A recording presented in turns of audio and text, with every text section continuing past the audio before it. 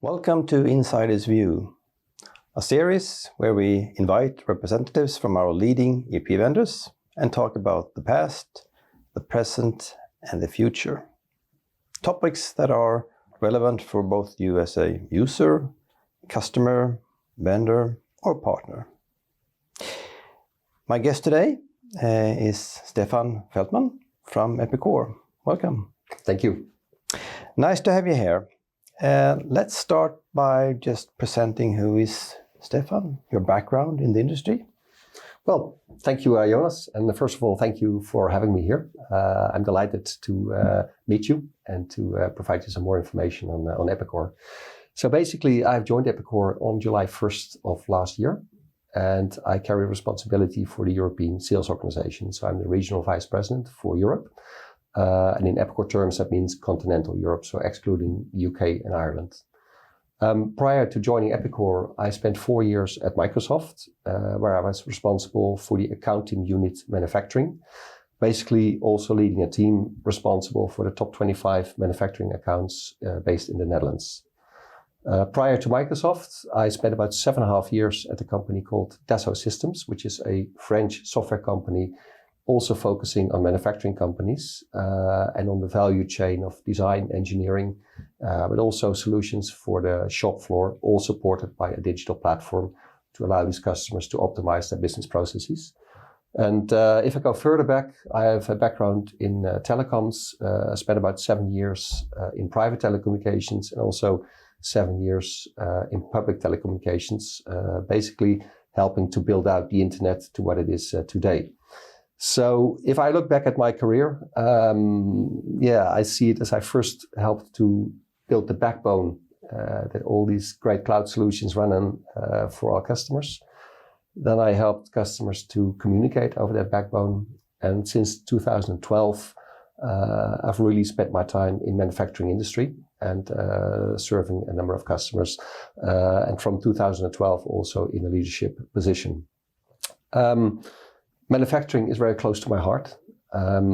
I believe it is very important for our countries, for our European economies, to have a strong manufacturing sector. And I'm really delighted with my role at Epicor to contribute to that, because in the end, our role is to help our customers be more competitive. Our customers need to be competitive, and innovation and digital transformation is a key aspect to that. If you really boil it down, what do we do at Epicor? We help our customers grow their top line. We help them to reduce their bottom line. We help them to mitigate risk, and we help them to transform. So thank you for that introduction. Long career and rather many years within manufacturing industry, which I think is a benefit looking at the role that you have today and also looking at Epicor. So if we move on to Epicor, my own reflection, I think I met Epicor the first time somewhere around 2008 or 9 or 10 or so. At that time, Epicor was a rather new brand. I think Epicor changed from previous name to Epicor somewhere around 2002 or 3 or 4, something like that. And then we had the acquisition of Scala, I think it was 2004 or so. But my meeting was 2010. At that time, completely unknown in Scandinavia. So we were, as advisors, we were rather curious. Who's this new player on the market? What's their story, and what kind of impact will they have? What surprised me at that time was Epicor was investing rather heavily into the system at that time. I think there were large changes at that time before the previous systems, and then we had Epicor 8 and Epicor 9, etc. So I was impressed by the functionality. It was strength within manufacturing. You had a very strong configurator, and there was a lot of plus. But at the same time, I think when I met the company with Epicor 9, it was very unstable. It was rather young and new. The point of my story is, this is 15 years ago. It was a rather unknown brand. And from my perspective, it's still a rather unknown brand in Scandinavia, which is surprising. Depending on, if I look on you are on the top size of the international leading ERP vendors in the world. So there should be a stronger footprint in Scandinavia.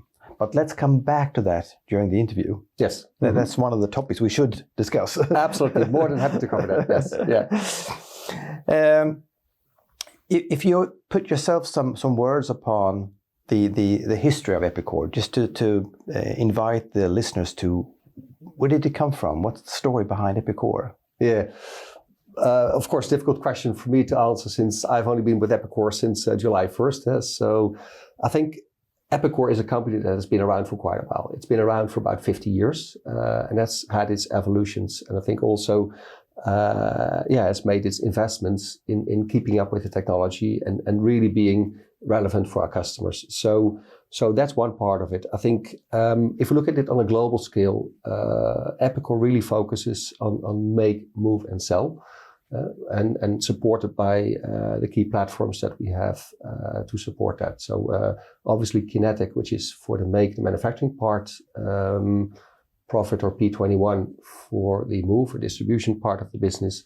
And then we also have the Bizdirect side of the house. If I look at through the European lens, then really we have two core focus products. One is Kinetic for the manufacturing industry. And we also carry with pride our legacy from iScala, which was an acquisition that Epicor made in Europe. And zooming in on Kinetic, this is really all about manufacturing, being there for manufacturers, but also built with manufacturers and through manufacturers. And I think this is, for me, if I look at Epicor and Epicors DNA, being very close to its customers is sort of the theme throughout the company. And this has really generated the product to what it is today. It's not only built by people at Epicor who think that some things are a great idea. It's really built based on the ideas of our customers. And this gives us a very strong offering for manufacturing customers, and specifically within manufacturing, because manufacturing is very broad, a number of sub-verticals that we tend to focus on. Do you see any difference between the US market, European market, when it comes to your offerings? Or is it the same, besides, as you said, some of the systems are not promoted in Sweden currently or Scandinavia? Yes. So there is a difference from what we offer to the market, for sure. So for instance, P21 is not offered in continental Europe yet. We do offer it in the UK and in Ireland. Same applies to Bizdirect. So that's one aspect. I think the other aspect that I see is that in Europe, we're still very much developing our market and making our inroads into the market. Whereas in the US, our base is much bigger and much more solid. So there's a maturity element to that. But certainly, if I look at the strength of our offering, then I'm very confident that we can provide true value to the customers that we serve, and that we will be making those inroads further going forward. As you said, Epicor has been on the market for a long time. I think it's 50 years, plus or minus. And the shift, or one of the shifts that I think I experienced, was when they then acquired Scala in 2004 or so. And my understanding was at that time, Epicor had a strong footprint in US. I think they had a footprint in UK also at that time, but not really in other Europe or not in Asia. But with Scala, they became more or less global. But is that how you look upon Epicor today? Do you see it as a global company today? Absolutely. Yes. I think that's one of, and thank you for highlighting it, by the way, because it's one of the other, I think, major changes. If I look at Epicor today, it's really a company that is large enough to be relevant and small enough to be close to its customers and be relevant. And large enough to be relevant means we are, for instance, mentioned as a leader in Gartner's Magic Quadrant, but it also means we have global coverage. So we can cover about 130 countries, and that provides us access to customers that need that uniformity across the globe as well. We're not serving every country, and sometimes we're working with partners, but we do have the coverage, and that elevates us also in the value chain. I think as we perform market service in our database going backwards in time, I know that iScala was the system that had most languages available in the world. Nowadays, I think Business Central has passed, but I mean, it's plus 100. But I don't think really Kinetic is there yet. Correct. I think it's perhaps 30, 40, 50 languages or so. Yes, in that range. Could be. So that's true. So we're still developing that. I think specifically on the language topic, you also see certain technology advancements that are going to make things a lot easier. And I'm referring to, for instance, the inherent multilingual capability of AI, for instance. There's the other aspect, which is what we call country-specific functionality, which refers to the specific financial packages in Epicor, and they also still differ a little bit per country. So can we say yes, we can cover every country on the globe? No. Would we want to do that? Probably no. But we can cover quite a large portion of the major ones, and you see that also in the types of customers that are coming to us. Those are customers that may at the moment only have a large site in one country, but that are already thinking about expansion, maybe with a few production sites in some other countries. So they look at us also as the partner that can actually grow with them. As we're talking about it, let's touch the subject of a customer segment. Where would you put Epicor on the map? There's a large market, big customers, small customers, many industry sectors, and you have tough competitions with SAP and Oracle and IFS, a lot of them. Absolutely. Yeah. Where should we put Epicor on the map? This is a very good question, because Epicor doesn't want to and cannot be everything to everybody. So we have a very specific focus. So first of all, if we look at the verticals that we play in, it is really discrete manufacturing. Typically, we play well in environments where you have a high complexity and a low volume. And if we equate that to certain production processes and verticals, it's, for instance, machine builders, it is fabricated metals, it is high tech, to a certain degree rubber and plastics, springs and fasteners. So we've got fairly well defined where can we play. In terms of if you look for a different lens, the supply chain, automotive part supply is one area, aerospace and defense is another area where we tend to do well. And there are some adjacent verticals that we're slowly but steadily branching into. Now, why do we play well there? And that is because over the years, we have taken a different approach from other vendors. So we are not a generic ERP. We actually built deep vertical industry expertise into the platform itself, and not leaving that part to partners. We believe that in that way we can serve our customers best, because we can truly use our global scale. If you have a fabricated metals company in Asia, the chances that their primary business process is very similar to one here in Sweden are very big. So our customers will benefit from that, and that is the heart of our DNA. Finally, if you look at what is the size of customers that we are serving, then you see that we're actually on an upward trend in terms of size of the customer. And the ideal spot for us is customers with revenue starting somewhere between 5 and 10 million euro, and then going up to a few hundred million euro, 50 employees or more. So we see the real large enterprises usually have different solutions in their core, but for them, a tier 2 is also very interesting. And then we're looking at these sizes of sites and customer sizes. So we've defined this in what we call our ideal customer profile. And sticking to that and focusing on it is very important. So, and in that way, we can carve out our own position in a already very saturated market. So, and if I look at the results, I think we're making really great headways there. Yeah. If we take another angle, I mean, if we stay with that customer segment, how would you rate, or what's a optimal customer when it comes to maturity and understanding and willingness to to utilize the software and dig deep into it? Because I know that you have a very strong, what I call toolbox in Kinetic. Yes. So what the best customer, is it just a customer working with plug and play, or do they actually utilize it and extend it? Yeah. So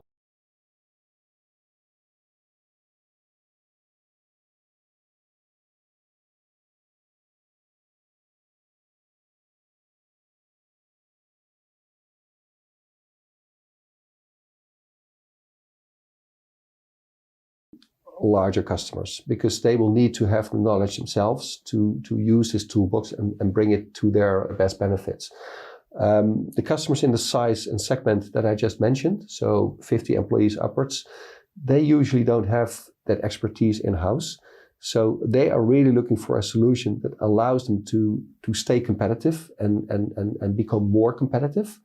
Those customers usually realize they need to transform. Sometimes they've grown through acquisition, so they've got a plethora of systems and they need to harmonize, and they've outgrown their other systems. And those are the customers that are really looking at us. There's one final thing in there, which is, I think, very important. You mentioned going back to like 2002 with Epicor. Yeah. And if I only look at the last 5 years, Epicor has made somewhere in the extent of a dozen acquisitions, which were usually technology acquisitions, allowing us to go from just the core ERP part, really extending it into the shop floor and into other parts of the businesses of our customers. So, and this is really from the front of the process right till the goods leave the warehouse. So on the front end, things like configure, price, quote with the KB Max acquisition. On the shop floor itself, things like connected process control, allowing you to do digital work instructions, manufacturing execution, and machine settings driving the quality of your finished goods up. But also things like inventory planning and control and optimization of your inventory. So over the last 5 years, Epicor has grown into a platform that can really serve the needs from our customers almost from start to finish. And I think that's another key differentiator that we've added over the 5 years and development that I've seen looking back just over the past 5 years. And that had, of course, considerable investment associated with it. And the way you are referring to the software it's in line with what we're talking about in the industry today with composable ERP. At the same time, composable is not always just plug and play. No. So you need to get the stuff together. Absolutely. Do you have the capacity to get it together? Yes, it will take some time, but for sure that is our strategy. We do have a very specific technology strategy also to make sure we get the maximum output for the minimal efforts associated with this. So we covered a part of the history and the industry segments and the customers. Let's give some facts to the viewers. I mean, what's the size of the company today, employees, revenue, where are we today? Just give us the facts. Yeah, sure. So what I mentioned, we're active in 130 countries. Size of the company is roughly 1.2 billion in revenue and approximately 4,000 employees across the globe. So I would say in the sweet spot as well, big enough to be relevant and small enough to be intimate with our customers. Is it a growing company? Yes, it is. And if you're growing, where are you growing? Everywhere or in several countries? Or do you have any aspects on? Yes, so we're privately held, so we don't disclose figures on where we grow, but we can certainly see growth across the globe. Obviously, Asia is for us very big in terms of the growth in itself in the manufacturing sector. But it's not the only place. We're also growing in other parts. Growth is uniform across the globe for us. You mentioned previously you've been with Epicor rather short time, but you've been for some time, and previously you have been with Microsoft. So you've been through several ERP vendors. How would you describe the DNA today? I mean, what's unique with Epicor? Perhaps you've touched it already, but I'll give you a chance again. Yes, for me, the unique DNA of Epicor is exactly being right-sized for its customers, being relevant on one side, and still being intimate. Let me maybe give you one example of that. I've not only been with Microsoft, as I also worked for dessa and 2 telecoms companies. Epicor is the only company that I've worked for that has actually in the app itself the possibility for users to submit ideas for future product development. And that really means that we tie our success to the success of our customers. And that means more than just a successful implementation. It means that the actual users need to be happy and need to be using the system and need to be really happy with that, because only then the value is realized.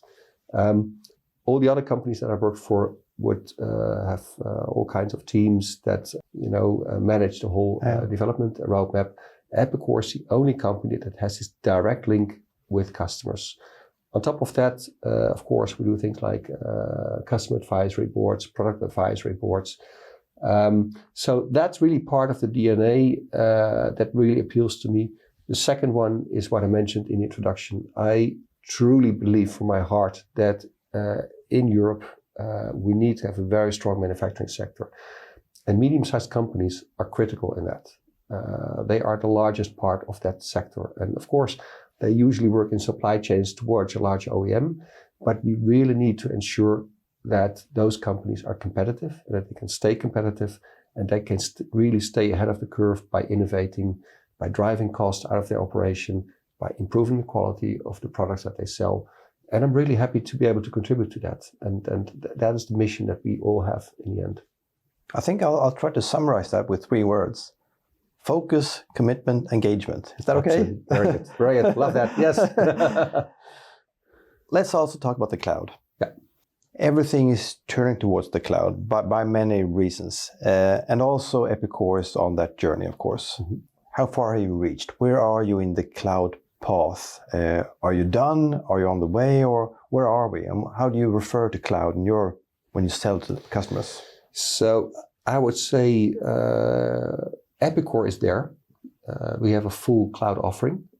We do both. We can also offer on-prem, but our cloud offering is equal. And actually, going forward, there will be certain things like AI, for instance, that we will touch upon later, that you will only be able to do in the cloud. So Epicor is there as a company and with its cloud offering. The big shift that I see is the shift in the marketplace.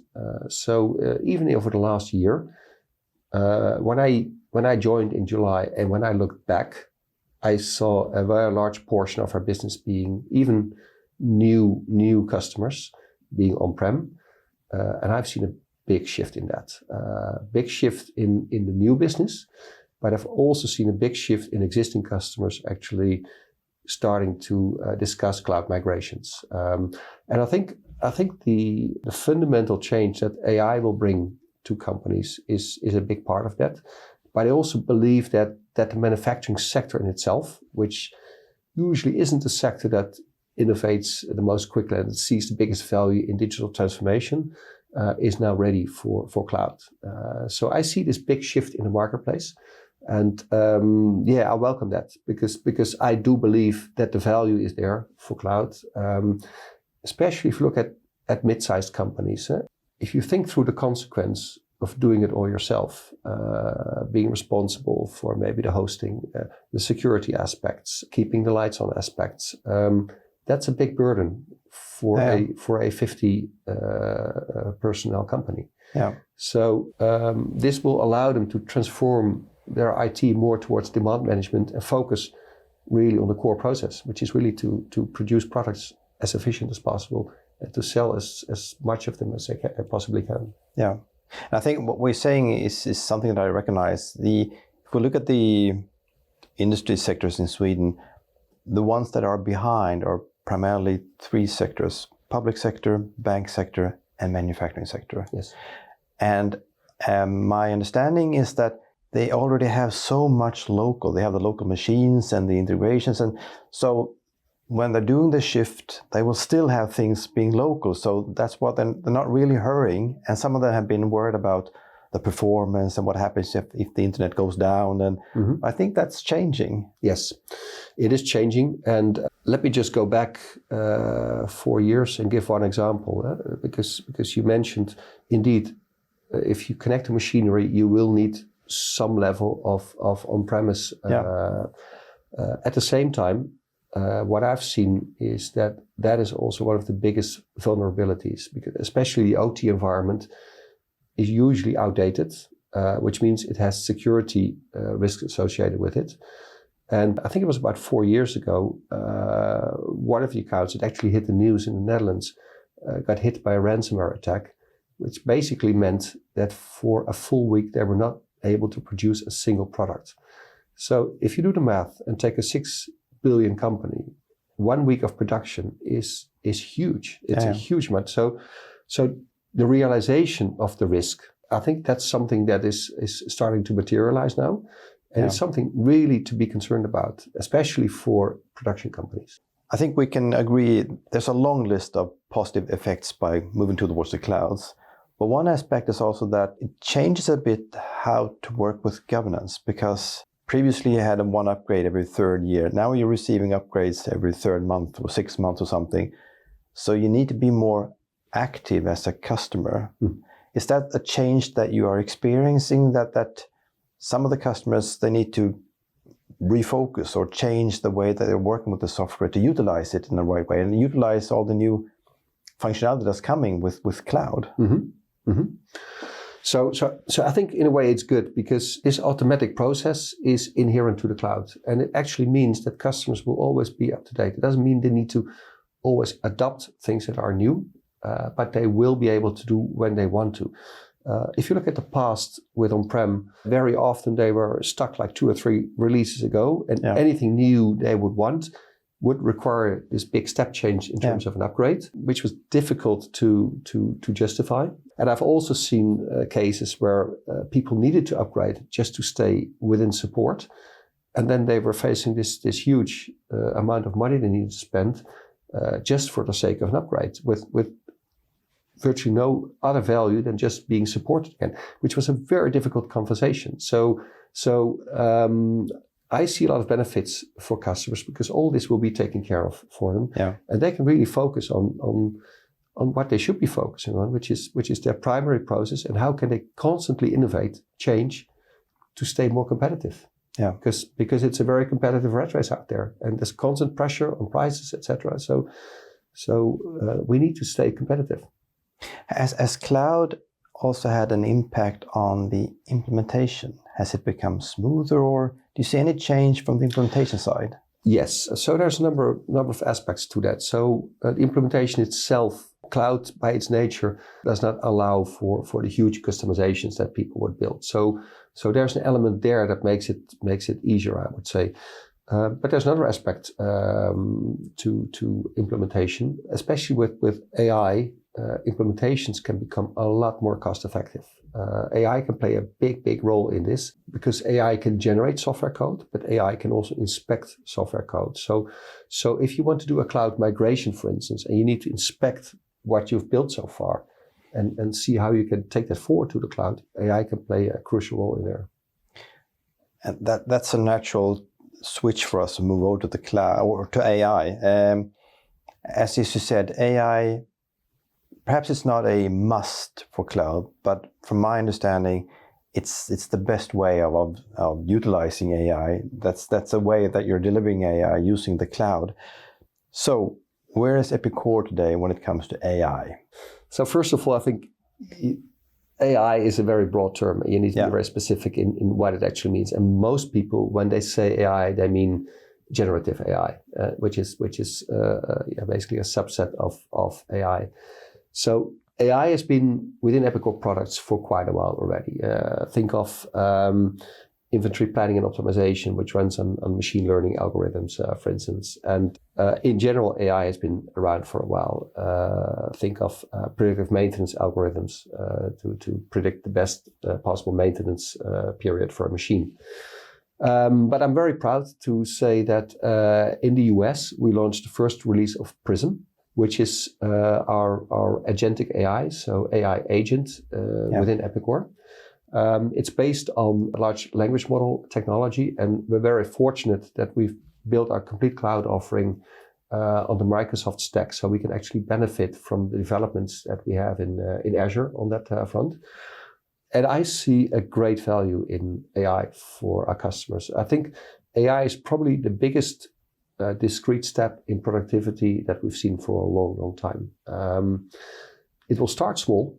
Yeah. It will start, for instance, in the implementation by reducing the training time, because one of the biggest benefits is that you can converse in natural language with your system, and the system can actually get the data from wherever in the system the data is to provide a answer in your language back to you. So training aspects are big, but it goes far beyond that, what the possibilities are.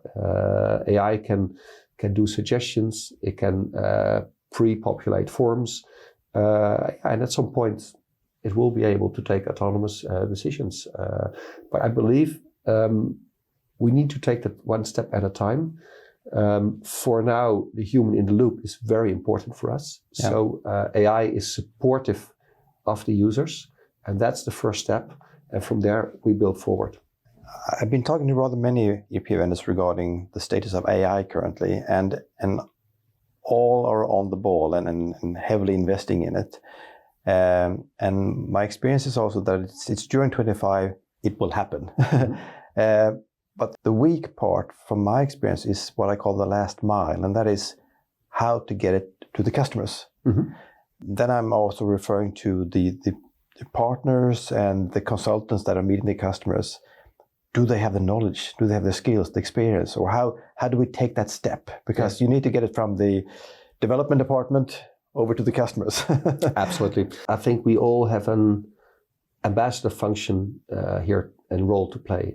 I was last week at a customer day of one of our partners in the Netherlands, and they had a guest speaker who would talk about the topic of AI. And the whole purpose of that session was really to educate the community, to make sure also that everybody gets the wake-up call, because we can't ignore AI. Because if we don't do it, others will do it. So our customers will need to start thinking about it. They will need to start embracing it. They need to start playing around with it, start adopting it. And then over time, the use cases will materialize and we will be there. But we can't say, I'm going to leave that for the time being. I'm going to focus on other things. I think we need to embrace it today. And everybody who's active in the market has a very important role to play here. So the likes of us, but also the likes of you, who have very good relationships with customers or potential customers, and in an advisory role, we all need to really educate and make sure everybody understands what's coming at them. Yeah, and I think as we've been talking about AI now for a year or two, or a couple of years, we need to see the use cases now. We really need to see it. Yes. That's important for us all. Let's look forward, the future. Not perhaps 50 years ahead, because that's too long time. But if we look a couple of years ahead, let's start with the Nordics. Are you satisfied with your presence and the role they have in Nordics today? How's your view upon that, just to be honest? So what I would be looking for is to really achieve more growth in the Nordics. I think we've got a good base of customers. I think our name is not known enough in the marketplace, so we need to work on that. And I think the way in which we get to our customers can also improve. So we're making some changes to accommodate that. The Nordics as a whole is a very important market for Epicor, also from the total European perspective.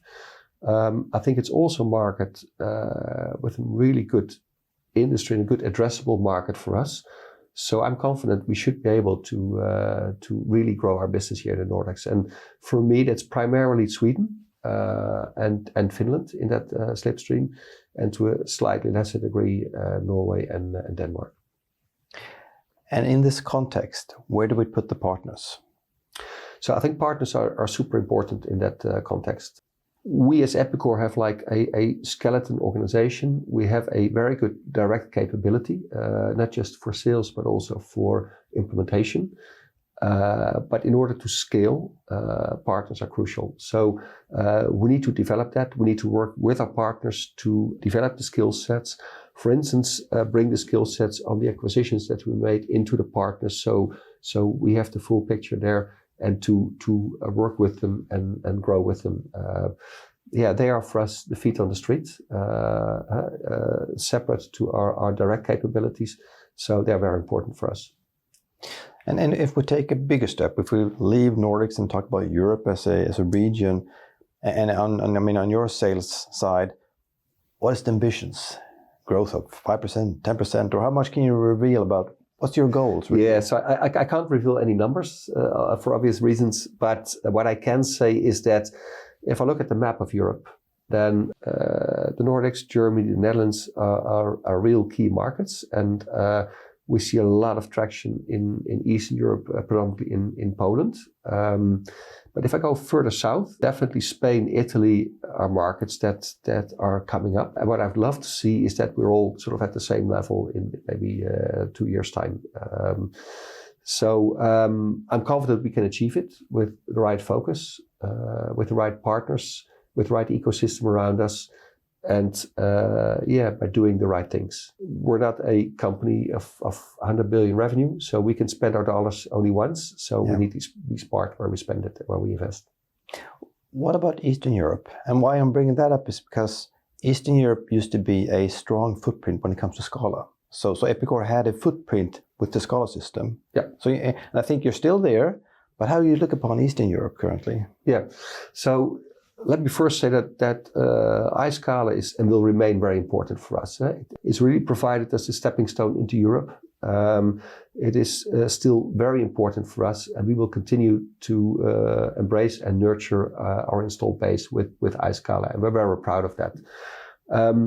Eastern Europe, we're slowly but steadily developing, looking at markets like Poland, Lithuania first. But for sure, there is base of iScala that we could also work with, and also partners that are iScala partners and that are also interested in our Kinetic proposition. Stephan, time goes or flies fast, as you say. I think we're running out of time, so it's time to wrap up. If I give you the chance to give some last words to the viewers, what will we see from Epicor within the coming 3-5 years? Give us some vision. Yes. So if I can leave it for the viewers, I would say if you are a manufacturing company, and if you are sort of in the profile that I just described, then you should really be talking to us, because we can provide the value that will help propel your business into the future. And we can be the partner for years. So I appreciate the opportunity to be here. Stephan, it's been a pleasure to have you. Thank you very much. And thank you to you who have been following our interview. Please stay tuned and look on our website. We will come back with further interviews within short. Thank you for listening.